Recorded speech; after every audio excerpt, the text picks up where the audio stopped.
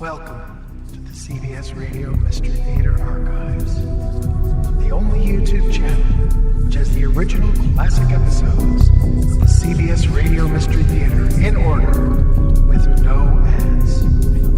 Thank you for listening, and now, enjoy the show.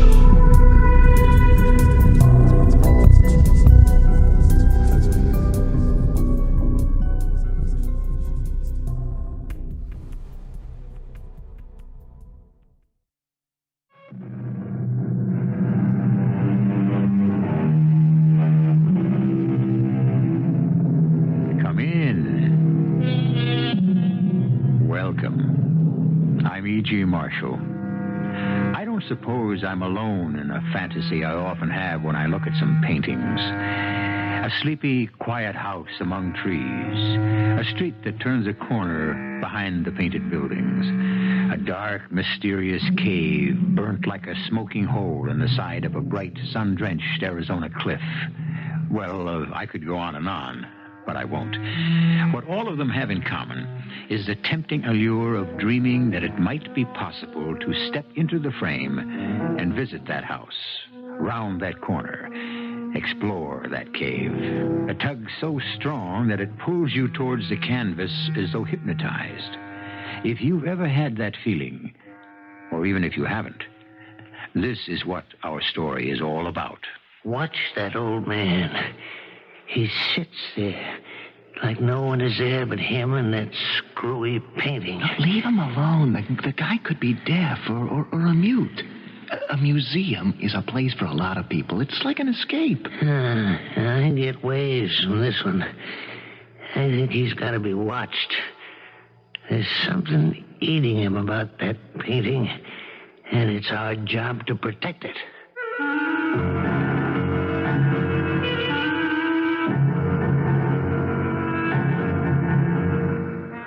Mystery drama, Portrait of a Killer, was written especially for the Mystery Theater by Ian Martin and stars Michael Wager. It is sponsored in part by Sign-Off, the Sinus Medicines, and Buick Motor Division.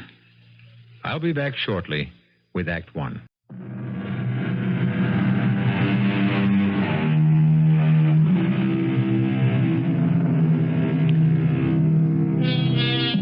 The Fresnick Museum is not one of the world's great art collections, but it is surely one of the most eclectic, by which I mean the rich man who left it and his house to the city was extremely choosy about what he liked or disliked.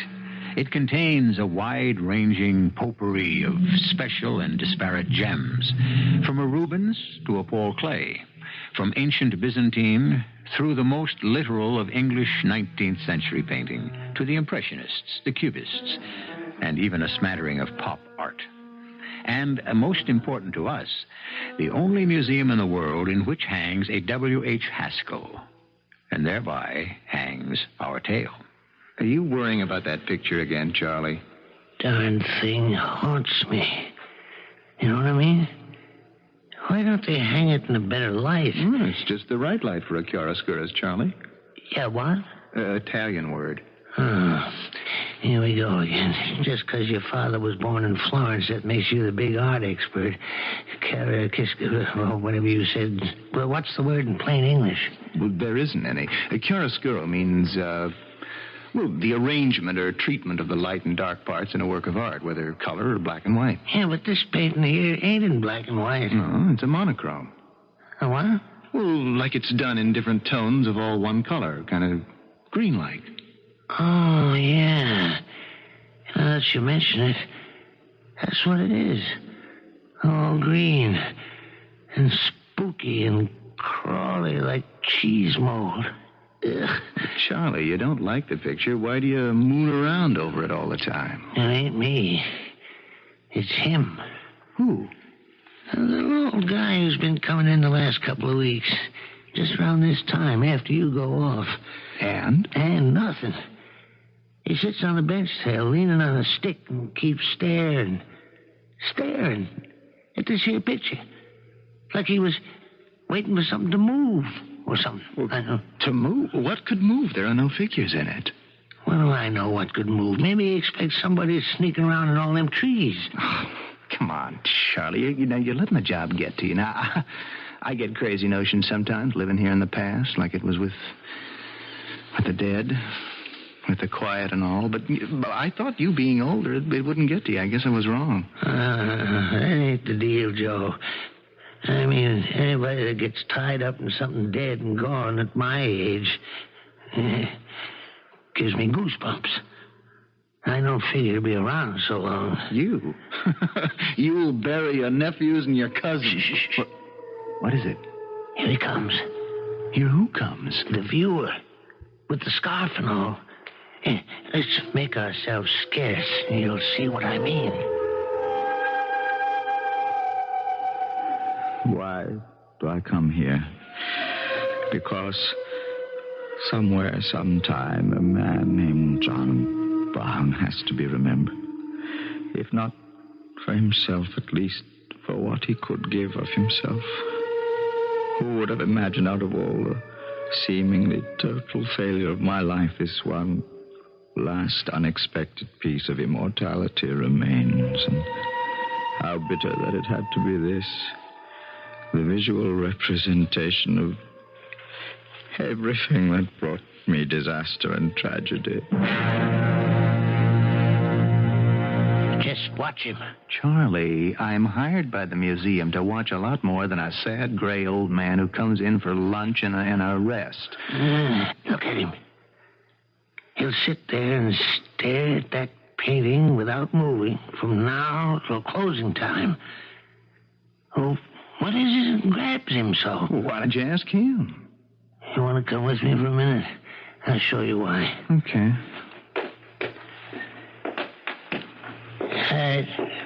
Nice looking picture, huh? Well, it's one of my own favorites. It really seems to get to you, sir. Forget it, Charlie. Let's move. Now, just a second. You happen to know the artist or something? Come on, Charlie. Okay. You see?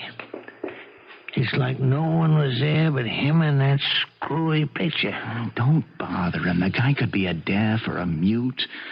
A museum is a special place for lots of guys. It's an escape.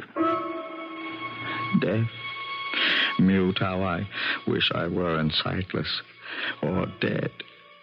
Only I cannot die as long as any trace remains, and this is all that's left. Oh, my sweet God, have I not suffered enough?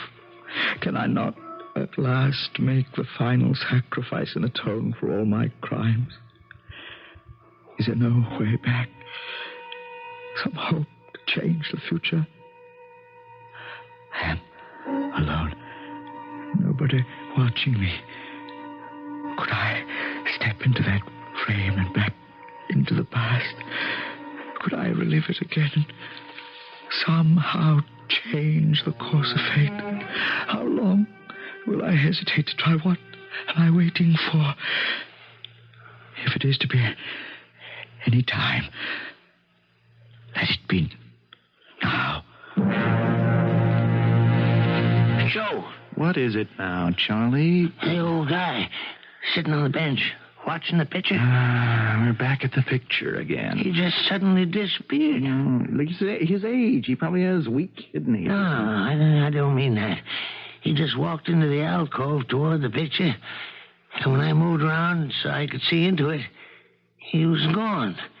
As though he stepped into the frame and out of this world. Hey, look, Charlie, are you all right? Oh, I'm all right, yeah. I know what I'm talking about. Now, come here. Look, Charlie, Don't argue. Come here. Now, look at the picture. That picture's an obsession with you. Look at it closely. Right there, on the path, moving up towards the front door. Charlie, I think you're flipping out. Now, you know there are no figures in that painting. Just look. I'm looking. I don't see anything. It's a Kiscatora, whatever you call it. It's hard to see in the shadows and the same color in what light there is, but he's there. Just the same. Creeping up towards the door. Who's there? The viewer.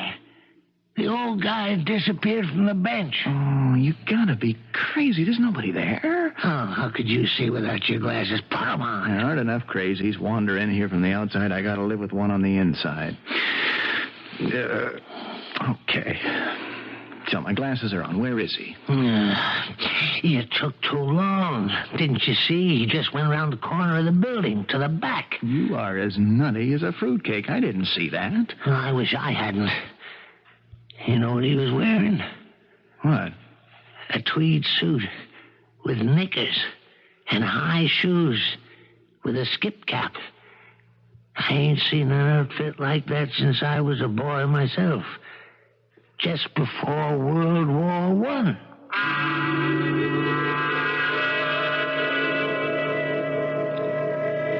The Braxton house. That damn Braxton house.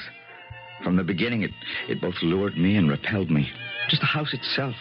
Long before I'd met and fallen in love with Polly and learned to hate Gilbert Fairley, the smooth, suave guardian her father appointed when he died. Gilbert Fairley. Surely one of the most ironic names for a man who was driven to win, but happiest when he could do it by cheating or hurting or destroying the loser. That summer of 1917, sneaking around the corner of that bewitching yet lonesome house, I was bound and determined he wouldn't get away with it with me. Charlie, I don't know if you're putting me on, but if you're not, I'm really going to start worrying about you. Joe, I swear. First off, I noticed the old man had disappeared from where he was sitting. And then I seen the guy in the picture. Moving. Dressed just like I said. But that wasn't what scared me so much. What was it? Right here on the path. You see where there's a kind of spot of moonlight, sunlight, or whatever it is? Yeah? Right there. He stopped for a moment. And he sort of looked back over his shoulder. Just long enough so I could get a glimpse of his face. Right. And he looked like Boris Karloff. Oh, no. But so help me, I know who he did look like. Or the way he could have looked back there around that time. Yeah, and now you're going to tell me it was your bench sitter, right? Your, what is it you call him, your viewer? That's just what I'm telling you. I'll lay $1 to donuts that old bum used to visit or sneak into this house around 50 years ago when he was a young guy. So maybe he did. But what's it to you? What do you care? I don't know. I just sure give a hell of a lot to know what went on in that house that was strong enough to call a man back from today to walk through that frame to yesterday.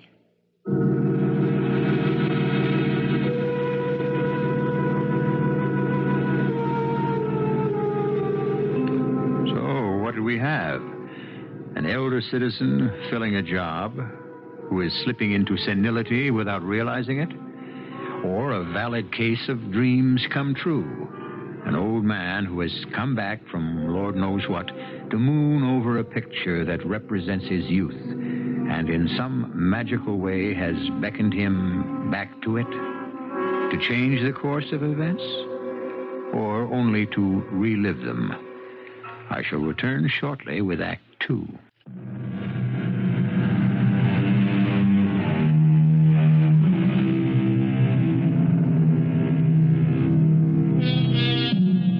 The year 1917. America was racked with the agonizing debate over whether or not America should enter the Great War, which was raging in Europe. But somehow, individuals continued to be as absorbed as ever in their own personal problems. For example, a young man with the undistinguished name of John Brown, an artist with limited prospects and even more limited funds, fell helplessly in love with a young heiress named Polly Braxton, and she with him. I mention this only because if, I repeat, it were possible for someone to step back through a picture frame into the past, and that man happened to be John Brown, this is where he would have found himself. It was a long wait, as always, for Polly in the gazebo. But at last she came quickly and silently to my arms and back to my waiting heart. Oh, John, darling, forgive me for being so late. I couldn't get away from him tonight. It doesn't matter. Now you're here. I love you, Polly. And I love you. I don't understand why he's so dead set against you, knowing it's what I want. I'm an artist, which automatically means I have nothing. How could I support you? Who cares about money? I have plenty for both of us. Not till you're 21. Oh, I couldn't live off you anyway, Polly. Only till you're a successful artist and everyone realizes how wonderful you are. Well, I'll tell you something. I don't say I'm going to be famous, but I think I found a sponsor. Who? Mrs. Chelton Fresnick.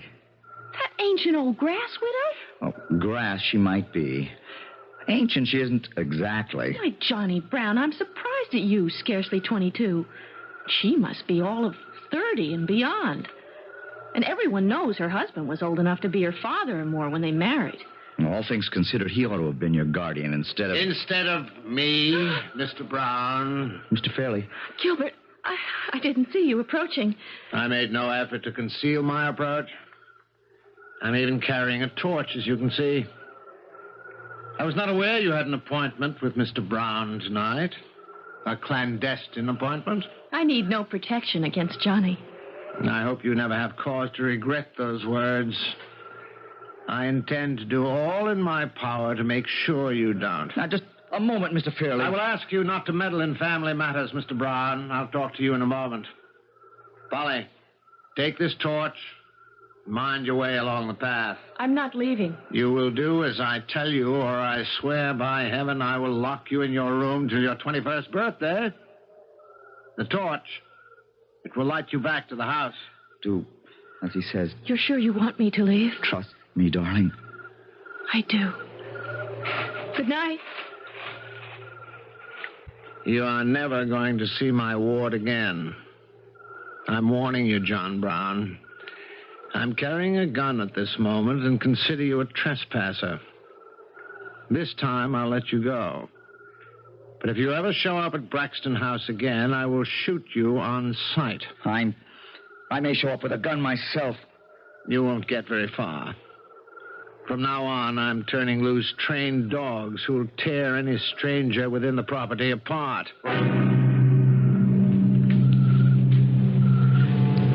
I left quietly enough, my tail between my legs, but not as far as Mr. Gilbert Fairley thought I'd gone. By the front of the house, I doubled back to the trellis in the wisteria and was up on the porch roof in a moment, knocking at Polly's window gently. Shh. What is it? Polly, do you love me? You know I do. But what? Then let me in. We've got to talk about our future, if we're ever going to have any. Hey, Joe. Not the W.H. Haskell again. Yeah. What is it this time? The guy that was sneaking up the path. Yeah? I just saw him climbing up on top of the porch. And one of the windows was lighted up there. Oh, come on, Charlie. Not only that, but... What happened? Nothing happened, isn't that it? The window's closed. The light's out. It's just like it was before. Yeah, and just the way it's always been. Elope, Johnny? It's our only hope. I told you what he said. He'd shoot me or turn the dogs on me if I tried to come back and see you. But how... Well, how can we get married? I mean, without his consent. Across the state line. And you're old enough in that state without consent. How would we get there? What would we live on? I have a sponsor, remember? I'm sure if I talk to her, she'll buy the rest of what I've got. She's already brought one of my paintings, and I have that saved up, a whole $100. That would pay for the wedding and the trip and all. But couldn't Gilbert have the marriage annulled? Not if you... Well, I mean, not if... Oh. Oh, yes. Yes. will do it. I'll meet you at Four Oaks on the way to church. I can borrow a Model T and we can drive all that day and make it across the state line in time to be married. By the time Fairley gets back, finds you gone, traces you, if he can, everything will be... Well, I mean, it won't be till Monday morning, and by then I'm... Oh, stop stammering, darling. I want to belong to you. To be yours. And once I am, he'll just have to accept things as they are. Till Sunday. Till Sunday. You'll never regret it. You'll never regret it. If either of us could ever have dreamed.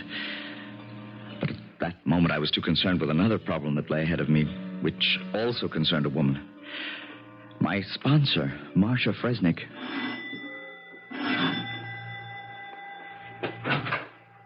Why, Johnny Brown, who would have expected you this late? And wasn't it clever of you to pick the maid's night out? Come in. I'm sorry to bother you, Mrs. Fresnick, but, well, something has come up that All right, Johnny. But do we have to talk about it in the hall? Let's go inside and be comfortable. And does it have to be Mrs. Fresnick? Well, now, Come on and sit beside me on the couch. Now, let's get that unhappy frown off our handsome face and tell Mama what the trouble is. Well, you kind of like the sort of thing I do, don't you? Well, I don't know. You haven't exactly started doing it yet. I meant my painting. Oh, that. Well, I mean, you did say something about helping me. You did sort of promise to be my patron. You bought one picture from me. Yes, I did. And let's be fair to Chilton. He recognized your talent. For painting, that is. He thought you had quite a future. But you don't? Well, I'm temporarily interested in the present. Well, so am I. Oh, I'm delighted to hear it. Do you want to tell me why? Marcia. How'd you like to have all of me?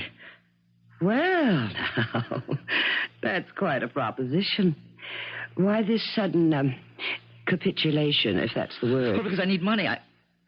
I paint because I want to, and everything I paint, I never want to let go, never want to sell, but it's... Well, just now I need money. Oh, is that all? Don't be silly. I have plenty for both of us, and you can still hang on to your precious canvases. Plenty? For both of us? I don't understand. Well, let's not talk about that in the living room. We could make it all much clearer upstairs. Upstairs? Oh, now, look, Marcia, I don't need money. Well, gee, I wasn't suggesting that, Joseph. What I need money for is to get married. Married? Well, I don't mean to you. I mean to Polly. Polly? Oh, you mean Polly Braxton? Gerald Fairley would never let you have her. He has his sights on her for himself. Mr. Fairley, he's old enough to be... Now, let's not discuss who's old enough to be who's what. And I don't want to talk about that silly little baby like Polly. Let's just concentrate on us. Sure, but what... Through my husband's connections, I can arrange a one-man show for your paintings. But that will take time. In the meantime, there's you and me. I can't wait for a showing. I just like to be able to sell all I have to raise some cash. So you can try to marry Polly Braxton? Yes. You prefer her to me? Well, Marcia, it's different with us. You're damn right it is. You don't mind letting yourself out, do you? Since in a larger sense, you already have. First thing the following morning, I went straight to Mr. Fresnick's dealer, who had handled the one sale I'd made. I laid my cards on the table about needing money. He said he couldn't handle what I want, but he would refer me to the Koppelman galleries. And that's all you have? Every canvas I've finished, Mr. Koppelman. Van Gogh or Renoir, you're not. Well, I wouldn't expect to be yet. Besides, they're not my style. My style is to buy what I can sell, so buy? No. Handle you, show you, maybe. But right now I need cash. I'll take it on consignment, the usual percentage agreement, and I'll push it all I can. But that isn't what I need. Don't rush me. I didn't finish. With you, I'll make a special deal. An advance against future sales, $500, and I can see that's not enough. Yeah, I'll stretch a little. $1,000 cash, but that is as far as I can go. When could I have it? I have a wagon downstairs. You help me stack these canvases in it, and you'll get it right away. I didn't question anything for a moment. Things had gone even better than I could have hoped. Polly and I met that Sunday as planned, crossed the state line by mid-afternoon, and got Polly settled in the hotel. We registered as man and wife, which we were going to be as soon as I found the justice of the peace. Then came the first blow. John, where have you been? What took you so long? When do we get the license? Oh, honey, There's something wrong. What is it? We can't get married yet. Oh, I knew it. God is punishing us. I knew it was too good to be true. We still have to wait 2 years until I'm... No, take it easy, darling. Not 2 years, just 2 days, 48 hours. Oh, is that all? Then everything's all right. Sure. Only... I know. This was to be our wedding night. We waited so long. Why does it have to be longer? I guess it's just the way the rules are made. But we are going to be married in 48 hours. We are man and wife already in our hearts. Couldn't we bend those old rules just a bit? Do we have to wait any longer? What harm would it do? Well, I guess, considering how much we both want each other, it wouldn't do any harm at all.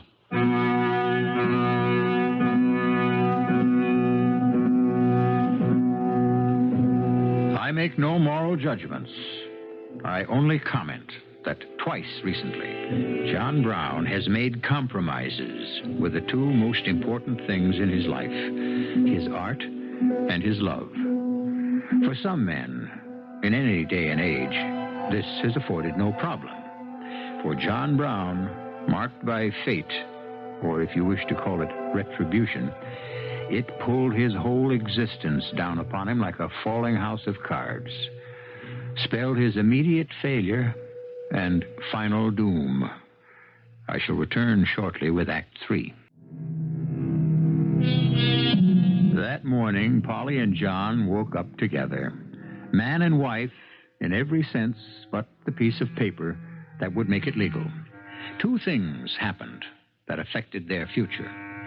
The United States declared war on Germany, and Gilbert Fairley, not entirely by accident, discovered where his missing ward had disappeared to. Both of these events set a series of actions in motion which are to bring us back full circle through 50 years to the Fresnick Museum and the haunted painting. But let us leave the future for the future and stay for the present with the past. Are you awake, John? Yes, Polly. For a long time, I didn't want to wake you. Oh, good morning, Mr. Brown. Good morning, Mrs. Brown. Husband. Wife. I feel so wicked. Me too. And in about 34.5 hours, it can all be nice and legal. Well, don't sound so bored about it. Well, I'm not, but after all, it's only a matter of form now. You're not worried about making a dishonest woman of me? Well, why should I be, since I have every intention of making you the other two? The other what? An honest woman.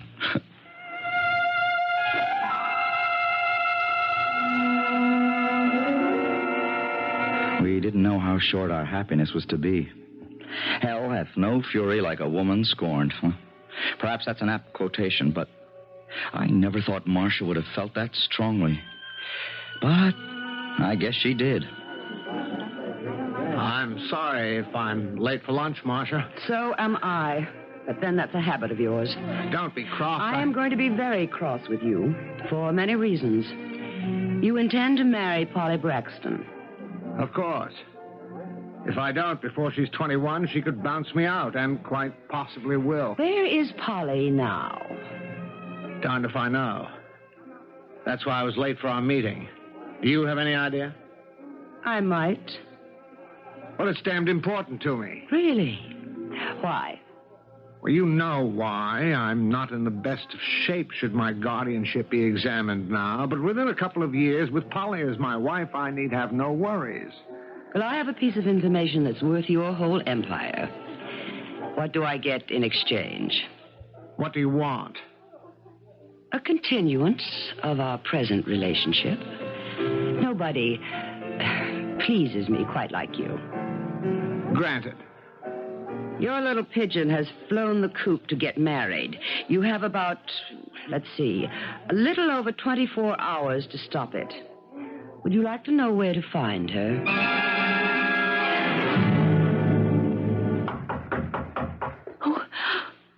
Who is that, darling? I don't know. I'm terribly frightened. Try not to be. Go into the bathroom, darling. I'll answer it. Okay, I'm coming. Oh, it's you. Where is she? Where's Polly? None of your damn business. She's my wife now. Oh, no, she's not. I took care to check on that at the registrar's office before I came here. I'm going to have you up for statutory rape. And I have enough evidence on you to make it stick. No, please. I'll go in court and swear that... You could only hurt him. You're 19 and still my ward. And without a marriage license, you have still not reached the age of consent. Now, I'm giving you both one choice. Take it, or I'll shame you and Polly out of all society, and I'll ram you in jail for the best part of your life, Mr. John Brown. What's the choice? We have just gone to war. We'll need plenty of cannon fodder. I shall expect you, Mr. Brown, to report to the nearest recruiting station today, or at the latest tomorrow. And Polly? I'm going to do something for Polly that you couldn't or wouldn't do. I'll make her my wife. And an honest woman.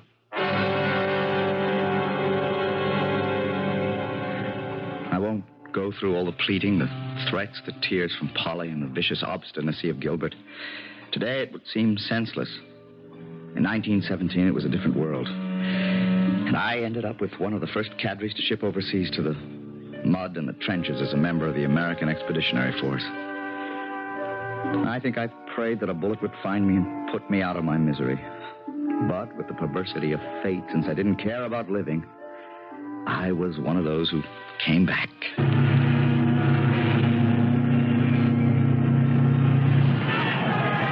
Troop ship docked, it was delirium. Everyone in transports of happiness. There was none for me. Of all the letters I'd ever written, I'd never had one reply from Polly. I was surprised when Marcia met me at the dock. Surprised that she was there, but surprised more than anything at how she had aged. So good to see you home, Johnny-O. Well, I should be glad to be back, or at least grateful. Where's Polly? Well, as soon as you can break free, why don't we go somewhere and talk?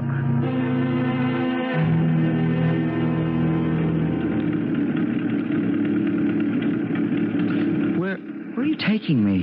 Back home with me. You surprised to see a woman driving a car? Yes, not you, but in general, yes. Well, I learned while you boys were overseas. The Women's Auxiliary did what it could. I'm sure it did. What about Polly? Well, she married Gilbert, you know. From all my unanswered letters, I could have guessed. Right after I left? Oh, no. She waited as long as she could, but... You say your letters were unanswered? That's right. Dear Lord, it's worse than I thought. What does that mean? Well, I guess she could never have received them, John. I don't think she would have married Gilbert if she had. I mean, if you told her that you still loved her. I did. Oh, what's the difference now? I don't suppose anything's happened to my paintings. I mean, anything of interest, I mean. No. Did you do anything over there? Do you mean painting? Oh, good Lord, no. I hope you will again. Your painting of the old Braxton house is still in my ex-husband's collection. The others? Well, you'd have to ask Gilbert about those. Gilbert? It was a condition Polly made before she'd marry him. They were bought from a dealer named Koppelman and put in her name. You have quite a sum waiting for you in the bank, Johnny. I don't want it. I'd rather have my pictures. Well, they are yours now to claim. What do you mean? She left them to you in her will when she... What? When she what, Marcia? Is Polly dead? Yes, Johnny. Polly is dead. How? She was going to have a child, but Go on. She committed suicide. Hanged herself before the child was born. Why? That's something else you'll have to ask Gilbert about. He said, and he had a telegram to prove it, that you had been killed in action. We all thought you were dead. And suddenly it was all crystal clear. That cold fish carrying through his plots at no matter what cost. The child, mine and Polly's, not his.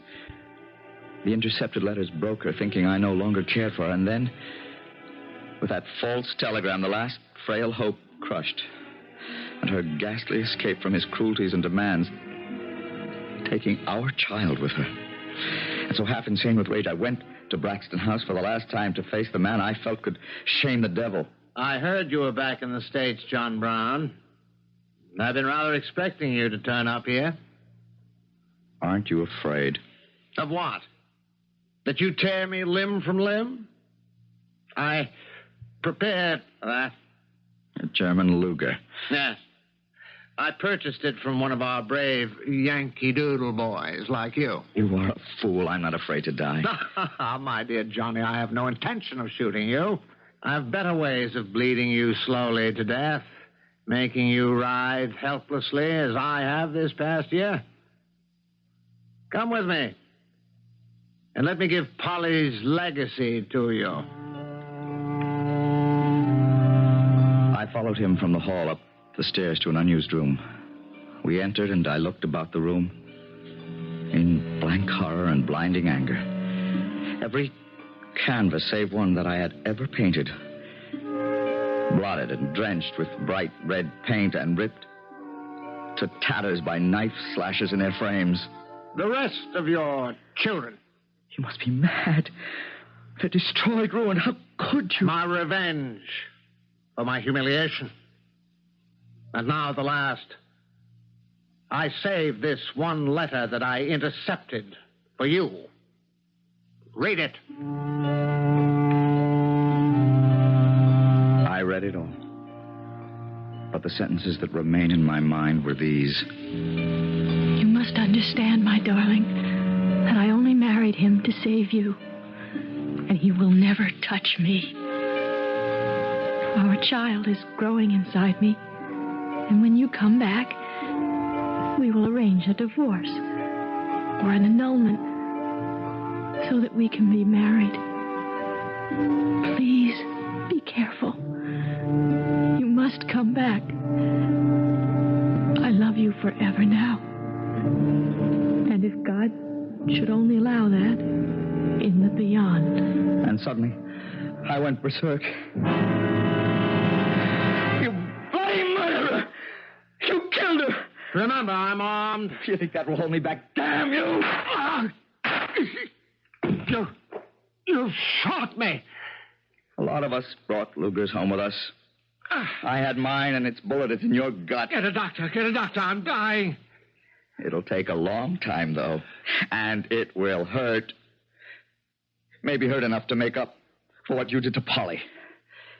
And just to make sure, I am going to make an end to this charnel house. I am going to burn it to the ground. It can be your funeral pyre.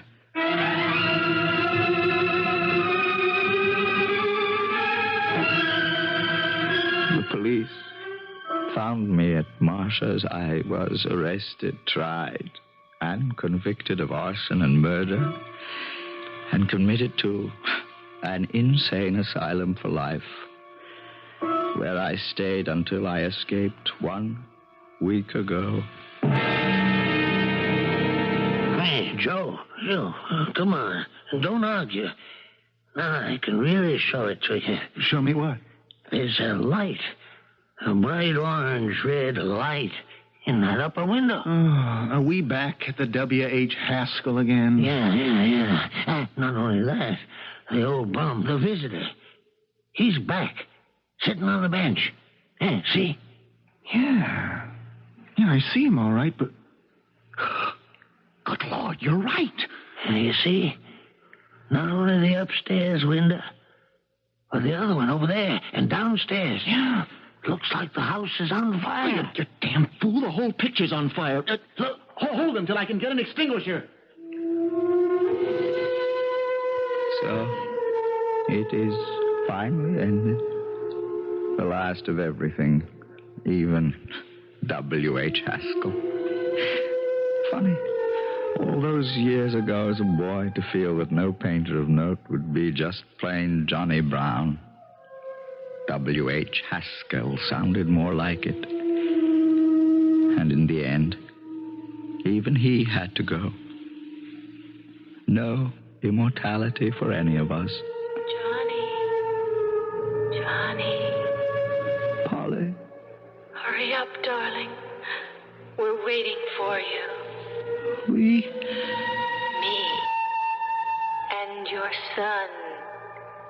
Your son. I'm coming. I'm coming. Time at last to put an end to tragedy and face a new beginning. Yeah, that does it. Not that it'll help the painting much. It's destroyed. Oh, you were right about that, old boy. He is a vandal. Well, I guess. Yeah, I guess he'll get what's coming to him. The cops are on their way. Going to be a little late, Joe. What? The old fella here, he's gone. Dead? Yeah. Huh. I wonder what he had against that picture. I guess maybe we'll never know. You know something, Joe? I don't think I ever want to.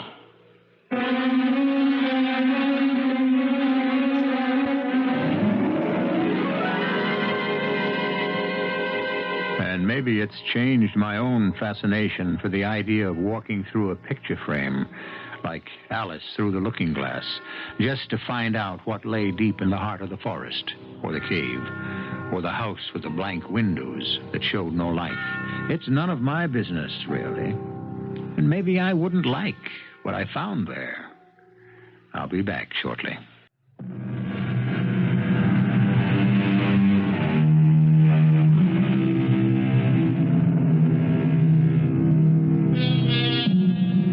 If any of you should come across a painting by W.H. Haskell, grab it for what you can, if it can be authenticated. After the incident in the museum, the old story was raked up again. And regardless of what artistic ability Joe Brown had, anything from his hand is, if not priceless, at least tremendously price-worthy. In his own strange way, he did achieve a sort of immortality. Our cast included Michael Wager, Robert Dryden, Joan Lovejoy, Jada Rowland, and Russell Horton. The entire production was under the direction of Hyman Brown. And now, a preview of our next tale. You killed a cab driver named Joe Paulson. What are you saying? Why would I kill him? You took his cash plus the ring. How did I kill him? With a gun. That's impossible. You know me, Lieutenant Davis. I never worked with a gun. Until now. I don't even have a gun. Oh, yes, you do, Eddie. We found it in your apartment. A gun? But A 32. The gun that killed Paulson. Yeah, but I don't remember. If you killed him when you were high, would you remember? Well, no. Well, that's it, Eddie. You got the ring and the gun. Now, do you want to make a statement? I don't remember killing him, Lieutenant, but if you've got all this evidence, I guess I did. Radio Mystery Theater was sponsored in part by Buick Motor Division and Sign-Off, the sinus medicines. This is E.G. Marshall inviting you to return to our Mystery Theater for another adventure in the macabre. Until next time, pleasant dreams.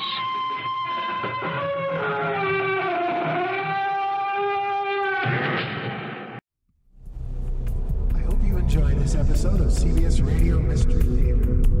If you've enjoyed this and want to hear more, please subscribe to this channel. You can also visit my other YouTube channel by searching Mr. Brian McCarthy.